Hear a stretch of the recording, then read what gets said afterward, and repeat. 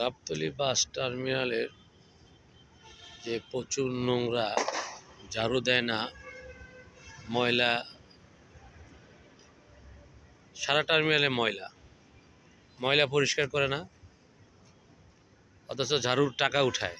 প্রতিদিন 10 টাকা করে ঝাড়ুর টাকা উঠানো হয়, কিন্তু সকল দোকানদারের কমপ্লেইন যে আমাদের টার্মিনালে ময়লা পরিষ্কার করা হয় না, যা বিদ্যমান আমার ক্যামেরায় আপনারা দেখতে পারতেছেন।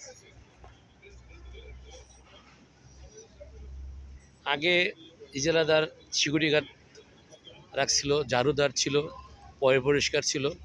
তো বর্তমানে যে ইজারাদার, সে কোনো সিকিউরিটি গার্ডও রাখেনি, কোনো ঝাড়ুদারও রাখেনি, এবং সিটি কর্পোরেশন যারা আছে নামদারি এখানে স্টাফ, তারা কোনো কাজ করে না।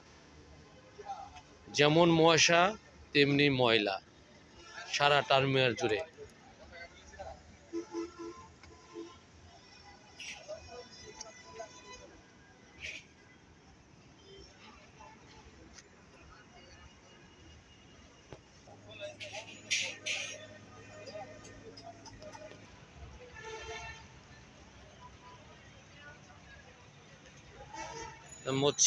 মসজিদের সামনের অবস্থা দেখেন।